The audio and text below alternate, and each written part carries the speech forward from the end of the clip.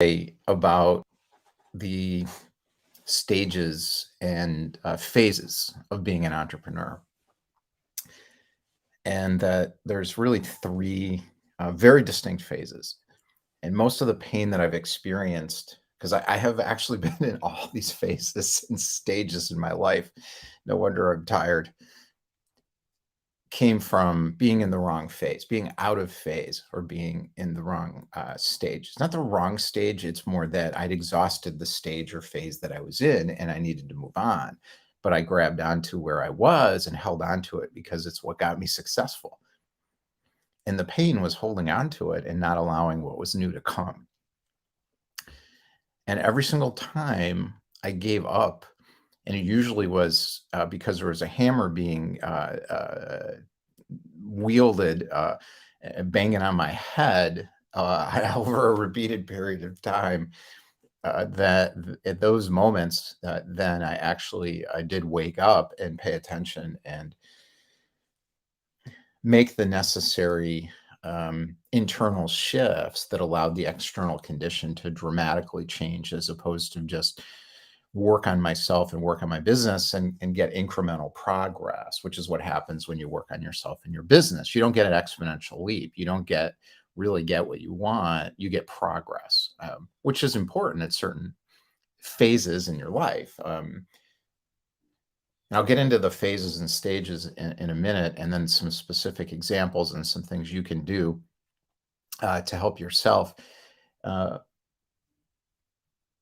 If you have the opportunity to recognize where you are, then it's possible, with a lot less effort than you think, to bring a new kind of life forward by just really just letting it happen.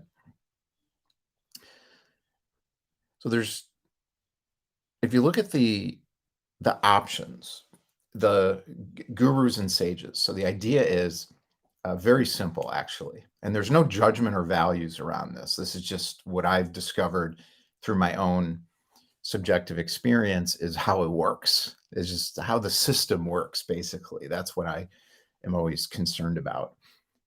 How do things work, and how can I master them, and how can I be more successful and get what I want out of life?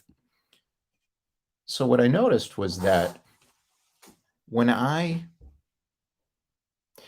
worked on myself and I worked on my business, I was most successful doing that when I felt great. In other words, I was in a phase, or I was in a stage that was working for me. I was progressing, I was learning, and I was making gradual incremental improvements. And that was a great time to find a guru to help me, someone who had experienced something and learned something and was able to teach me from their experience what that thing was. That's very different from what needs to happen at the moments of transition. And I'm going to get into those phases and stages in a minute, which are transition phases. But when I felt something was missing, when I had an inner sense that I was not quite right with myself, regardless of what was happening around me, then working on myself or on my mindset or on my business didn't work at all. The only thing that worked was to shift my inner experience of myself and my life and my business. And this is difficult and challenging to describe clearly, and I will do it through an example and then give you some ideas, because it's contrary to what we believe. So in our culture, it's almost like an addiction with entrepreneurs to external focus. It's to look out there and say, how do I get this thing I want? And what do I need to work on?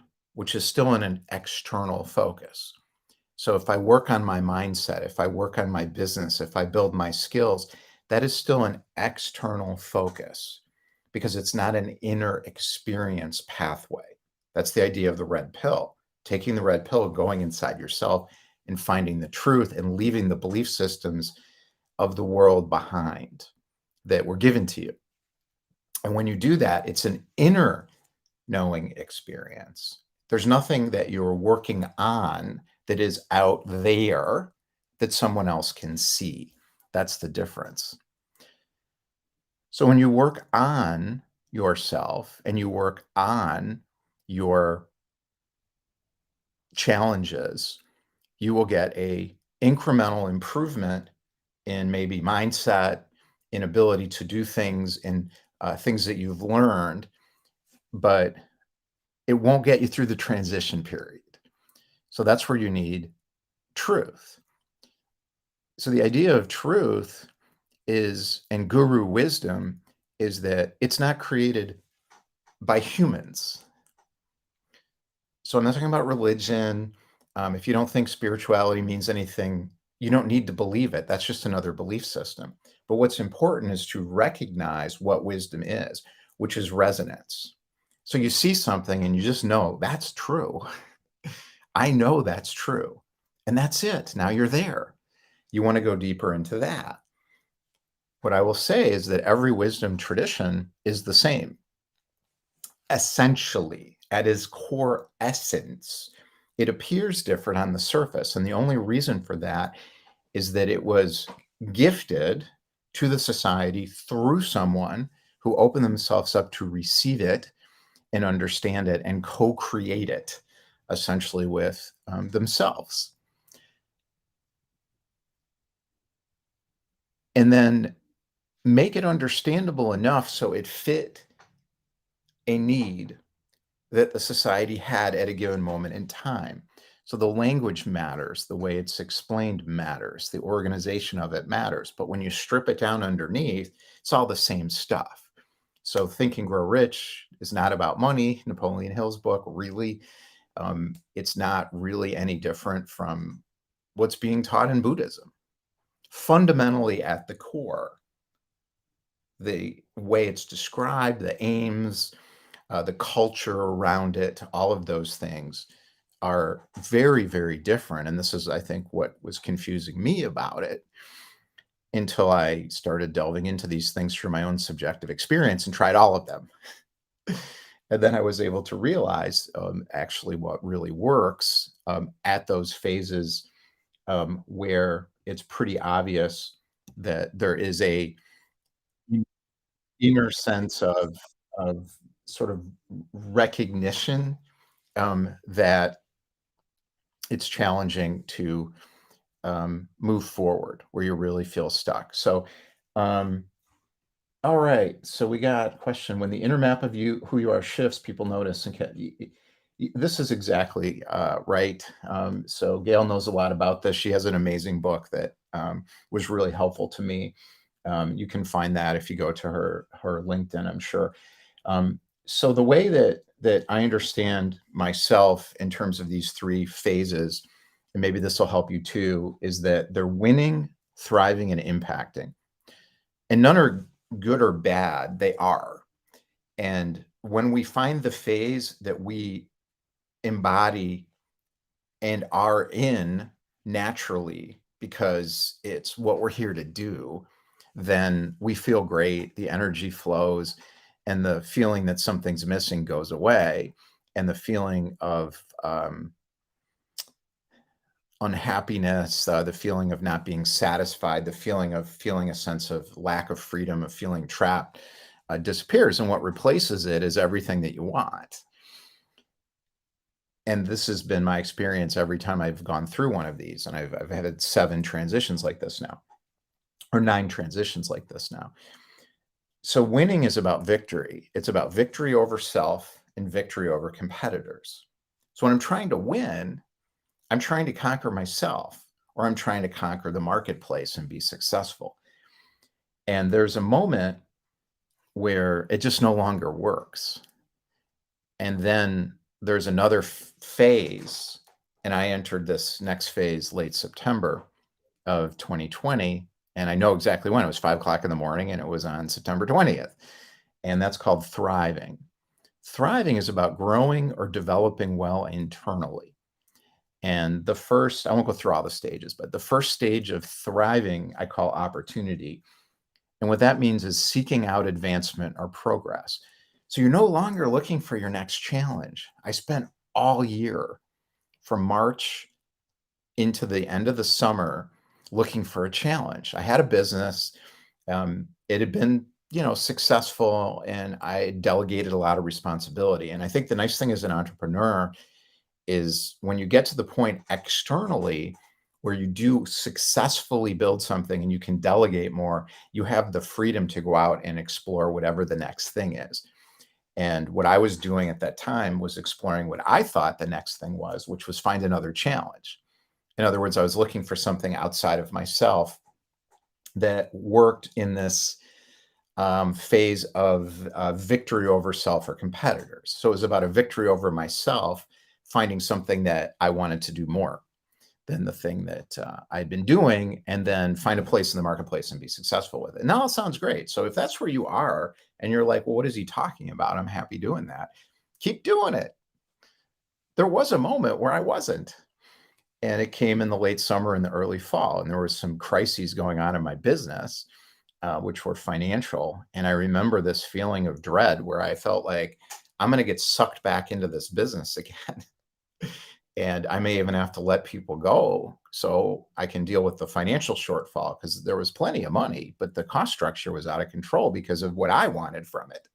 I was causing all the problems in this business because it was fine, except for me, because I didn't want to do any work and I wanted to take a lot of money out of it. And it wasn't big enough to be a cash cow for me. And I couldn't do it. And it's the fall, and I'm just thinking, I can't. I know how to take risks. I'm daring. I'll take the risks. I don't have the concerns. I know how to do this. I've done it before, but I just can't do it. And there was an inner conflict because the feeling was, who are you to decide what you want? You don't get to pick what you want. You just have to do your job. And this is how I was raised. So there's the belief system, the idea of, well, that's why they call it work. And then the other belief was, what else is there? And I didn't know anything else because I'd never experienced another phase. So the phase of winning, victory over self or competitors, I had worked through it. So struggle, push through without complaint. I did that. Effort, work with ease despite difficulties. I got to that. That was a leap, dramatic leap. I didn't get there through learning anything from any gurus. It was a sage wisdom that came into me that helped me make that leap. And then I got into challenge, which was the last phase of it, which is dare to take risks despite concerns. And then that stopped working and I didn't know how to get out of it. Moving from winning to thriving is very difficult for someone who has a strong belief that it's all about taking risks and it's all about the next challenge. And if I just get the next challenge, then I'm going to get the freedom, the satisfaction, the happiness I want. For me, that was not the case at all. It was completely wrong. And it didn't matter what I found. It didn't make any difference because I had exited that stage. It was time to exit that stage, but I hadn't given it up yet. So I actually exited it, but I was holding on to the beliefs and the actions that I had always been using since I'd started working for myself so many years before this. So to move into thriving, grow or develop well internally, to begin to find opportunity, seek out advancement or progress is a shift from the world of I want to get a victory, I want to make this thing happen, more towards I want something inside myself to expand. And as that happens inside myself, that expansion happens, what comes to me in the world in the form of opportunities expands exponentially with the inner change, the inner shift. So how do you do this? I look back at my journal, which I've got right here from that period, and it's almost like another person was writing in it from before September 20th, 2020 and after September 20th, 2020. I read it back and I'm like, that is another person writing this. And it's true, actually, because the person I was before 5 a.m., the word died seems dramatic, but it's actually not. It is an inner death experience of surrendering the person that you were. and allowing a completely new one to show up. And that is what I did. And I did not know that's what was happening at all. I just knew my business is not working for me. I cannot go back to it, but I have to go back because I don't have enough money to just let it go and do whatever I want. I can't, I don't know what to do. And when I completely collapsed under the weight of that, the night of September 19th, and then I woke up on the 20th with very little sleep, I just knew that it was going to be different. And the reason is that I left the stage. I allowed myself to leave the stage that I really shouldn't have been in anymore. And I moved into thriving, which is about seeking out advancement or purpose or progress. Purpose is another thing that comes later. So here's one of my journal entries. So I'm looking at January 14th of 20. Positive, right? Big concern was addressed today. We are on top of the business. Last night, I feared chaos. And also, the numbers will work. At times, it seemed like they would not. And that's what I wrote. Now, I look back on it and I'm like, wow, that guy's lying to himself. That is not the inner experience that that guy is having on January 14th of 2020. Well, I can see it looking back. I couldn't see it at the time. I just knew, you know, I'm going to dare to take risks despite concerns. I'm going to get victory over myself. I'm going to get victory in the marketplace. And I completely ignored my own inner experience at the time. When I allowed that inner experience to come in much later in the year, everything changed for me. So now I look back at October 15th, 2020, after my change, my shift in stage, my shift in phase as well as stage is it's like another person. I realized not to wait to feel security. I thought that I needed money to feel secure. That's not true. I can feel secure now if I decide to do that. I can be happy now. It's another person. So now what's going on? I'm growing or developing internally. That's what I'm doing. I'm still working on the same stuff. I'm still out there trying to figure out what kind of business do I want, and we'd solved some of the financial problems. Some didn't get solved, but I extracted myself fully from that business as opposed to going back into it and figured out a way to do that. Even though it, a lot of ways it wasn't the best decision financially, it was what I had to do to be able to progress as a person and allow something new to be created, allow something new to show up. So how do you do this? How did I do it? So I started September 20th at 5 o'clock in the morning, and I've been doing it ever since, getting up and spending 30 minutes at least minimum. Sometimes it's been hours, but at least 30 minutes a day with myself. I stopped the meditation. I stopped checking phone stuff. I stopped getting up early to work.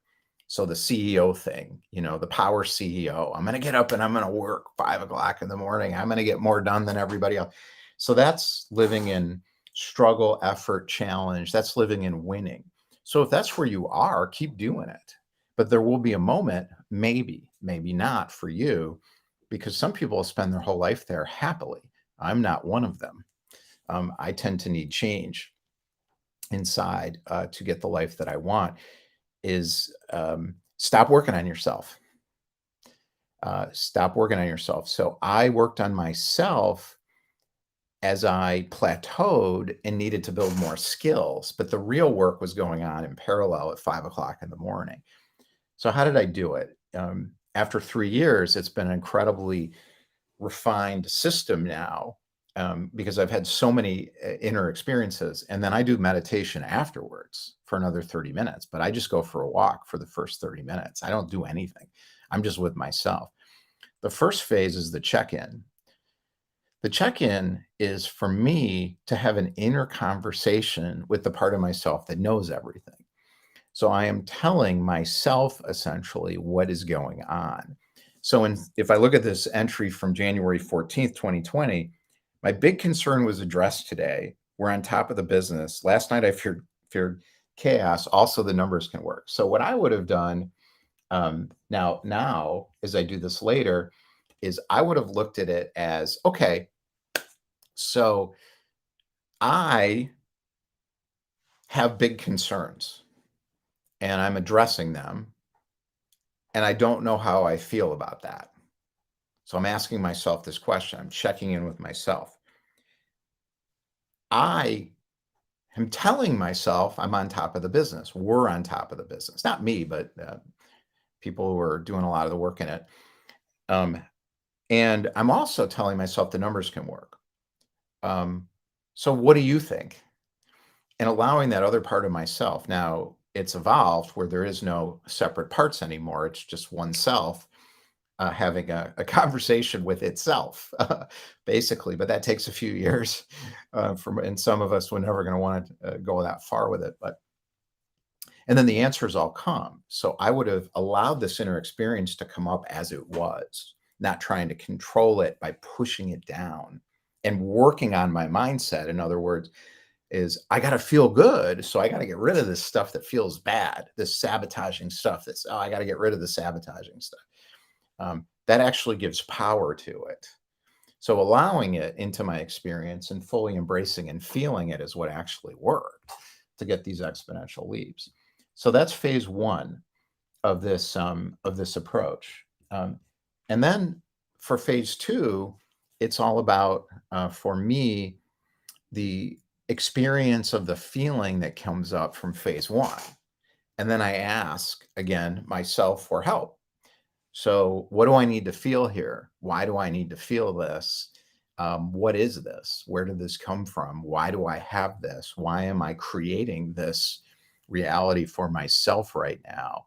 And in this case, I look back, the concern about money is obvious here as I look. Big concern was addressed. Well, I'm not sure the concern was addressed. I'm not sure we're on top of the business.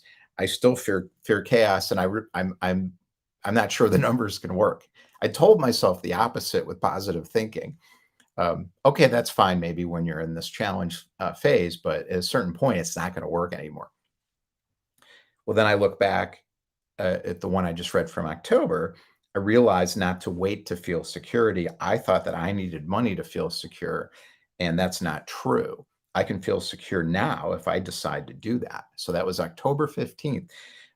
Yeah, it's almost a year, but I didn't write in the journal that much. So I think some of that had actually, well, no, this was October 15th. So I started that thinking September 20th. I began, and within under a month, I had shifted from I'm terrified. I don't know what's going to happen. I don't know what I'm going to do. I got to find another challenge and I got to make it work right away to I realized not to wait to feel security. I thought that I needed money to feel secure. That's not true. I can feel secure now. If I decide to do that, I can be happy now. That's where I ended up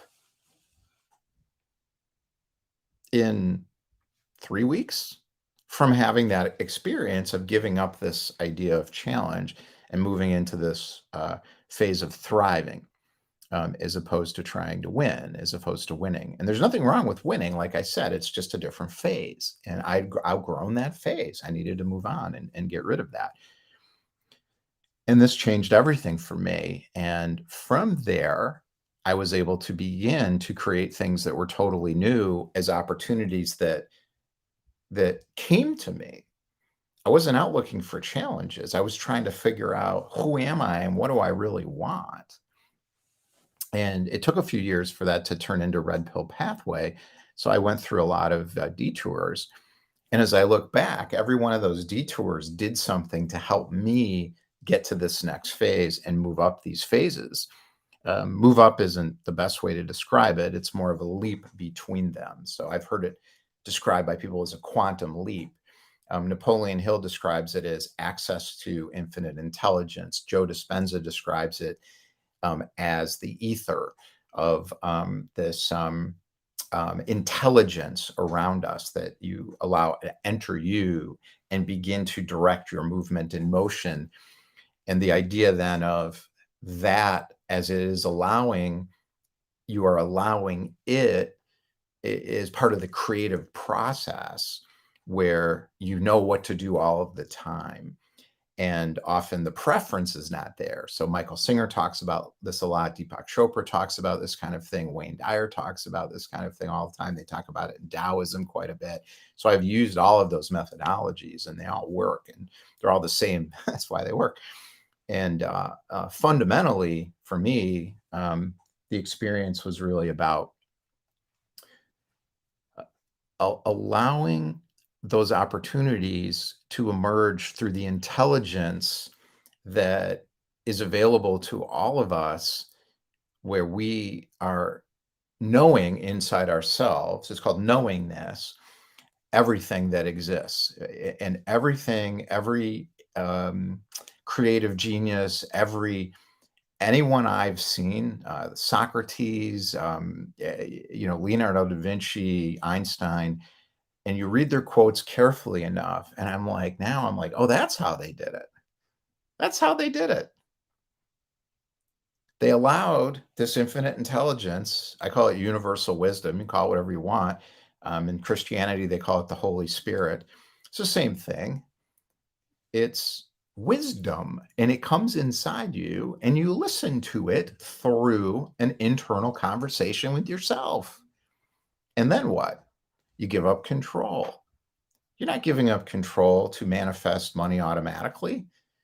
That happens, but it's not the point. The point is that the part of ourselves that we have been using to drive the train doesn't know what it's doing. We have abilities to do things, but we are not good at directing ourselves. The universal intelligence gives you what you need to know what to do when you connect into the anchoring part of yourself that knows everything, that is connected into everything that knows everything.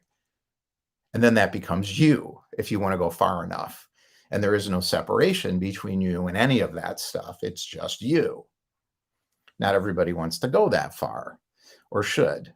I did, and I did. When you use that intelligence to create, it is inevitable that what you want to create will happen with conditions. The first condition is you can't take back control.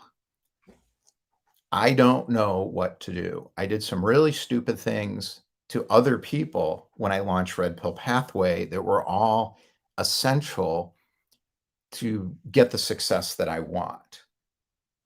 And it doesn't matter what other people saw or think that I did at all. What matters is the inner experience that I had worked through essentially doing what was necessary, not based on what my preference was. Michael Singer talks about this a lot in the surrender experiment, but what I knew was right for me to do, even if I felt like, well, that's never going to work. Well, it depends what works means. So if I'm deciding what works, I'm taking back control. That's the whole crux of the problem and why we don't get what we want. This is what Wayne Dyer's talking about. This is what Napoleon Hill's talking about. This is law of attraction. It all works the same. The second thing that's critical is do what is required. And it's not what I prefer or what I think the right thing is. It's the inner knowingness of I have to do this. I don't want to necessarily, but I'm going to do it anyways. And then the third is allowing results to happen, not forcing results.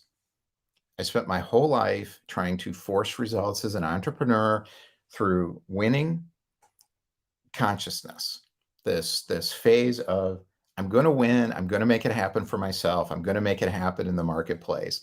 There is nothing wrong with that. When you are there, and you should be there. But the minute you start to feel something's missing, this is not quite right, this is not really what I want, you need to start to go inside, look for wisdom, look for pathways to success internally. Stop working on yourself. Stop working on your business. You don't need the gurus anymore. You need to allow yourself to find your own pathway inside through whatever you have to go through, whatever beliefs you have that need to be examined, whatever burdens you've been carrying that needs to be released. And when you do this, And I love Price Pritchett. He's another one with U squared and quantum leaps. And I've followed that too, and it worked. You will get a quantum leap of growth, and it is inevitable that it will work.